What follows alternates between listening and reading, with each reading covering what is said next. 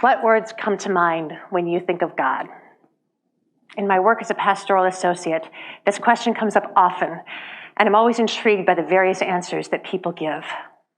God is loving, God is angry, God is merciful, God is judgmental. The answers are all over the place, and it's really important to know what your answer is to that question, because your image of God determines so much about who you think you are and how you interact with the world around you.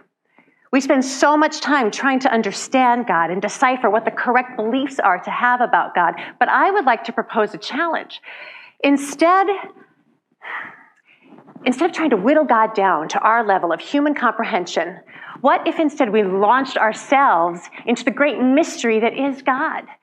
Instead of trying to make God something that we can manage, what if we opened our arms to everyone that we encounter, acknowledging that the same divine source that created me also created them, and therefore we are all connected?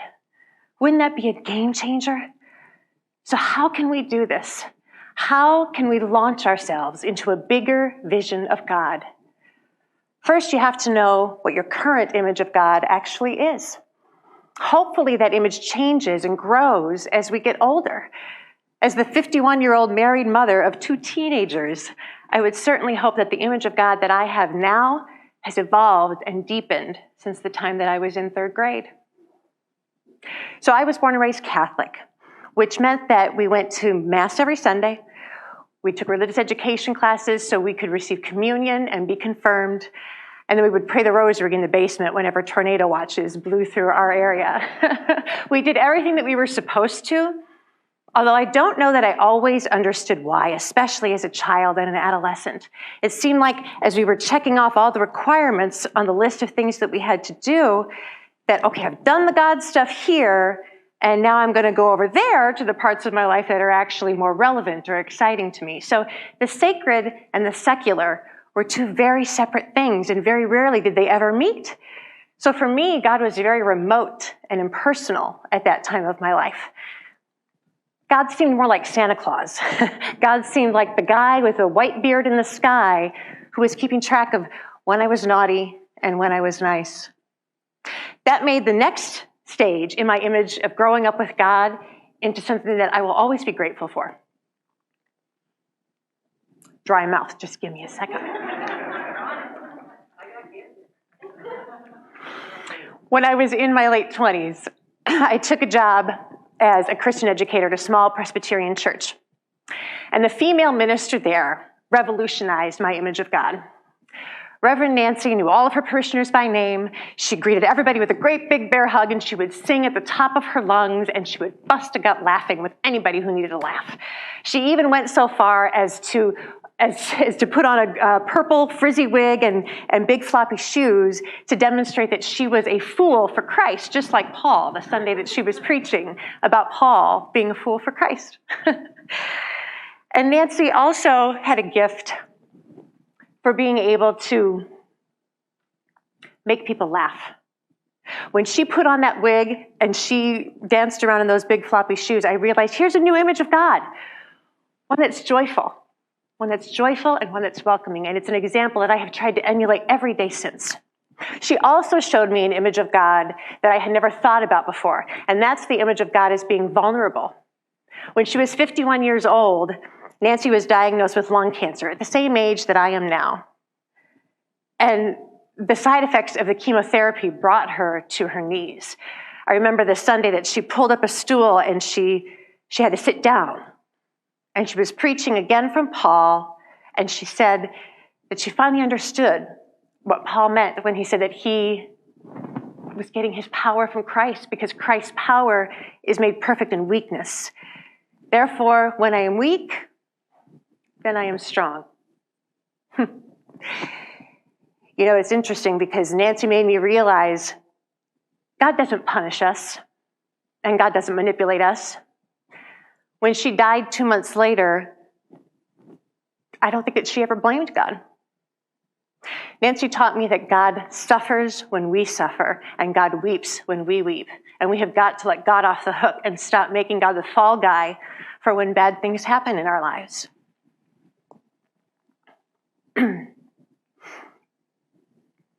The next phase of my life, I went the completely opposite direction, straight back into my head. I think that the experience of Nancy and being such a close companion with God was almost too personal and too scary. And so I had to go right back into my head. And so I was doing a lot of reading and highlighting and note-taking. And at this point, I was looking for what I believed and why.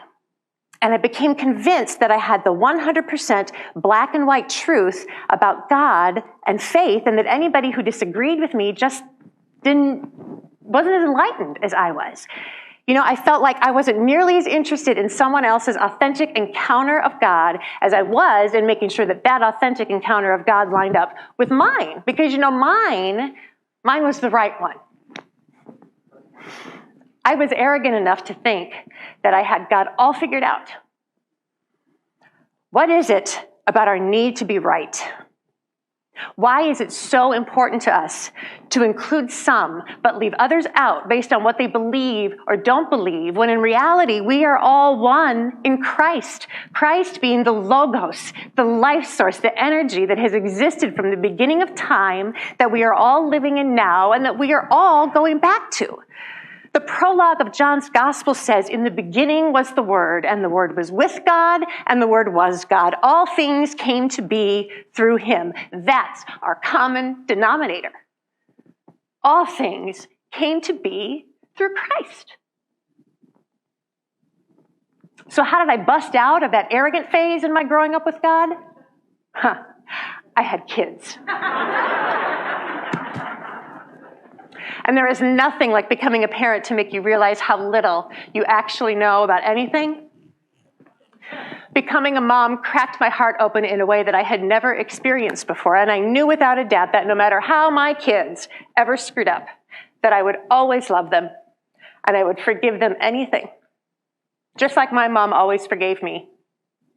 My mom forgave me for all the stupid things I did when I was a kid. She forgave me for all the times that I lied to her about where I was going or who I was with, for when she busted me smoking cigarettes at the age of 12, when I was skipping religious education classes so I could hang out at the video arcade, like Taryn said about the stereo. If you don't know what a video arcade is, I'll tell you afterwards. But most especially, she forgave me for the time when we came home from her own mother's funeral, and I felt that it was more important for me to go and hang out with my friends instead of being home opening Christmas presents, because this was 3 days after Christmas that we had come home. Yay me, gold star for being an awesome teenager, right?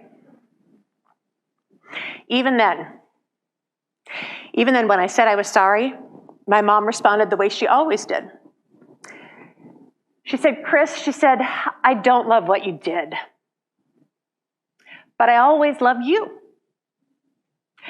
Doesn't every person on the planet need to hear that message? Because indeed, while the things that we do certainly shouldn't always be condoned, they also don't make us bad people, and they don't make God love us any less. That's why God is God, and we aren't. We aren't God. The love that I feel for my kids, the love that my parents have for me, it feels huge, but it's still a glimmer, just a glimmer, compared to the love that God has for each and every one of us. And yet the majority of the human race is walking around this earth thinking that they aren't good enough for God because of what I said at the beginning.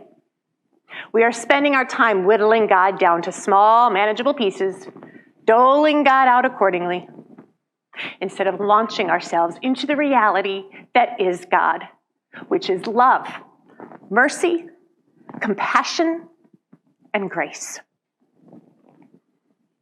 So what image of God do you want to grow up with? What image do you want your children or your grandchildren to grow up with? It's a question worth answering. Thank you.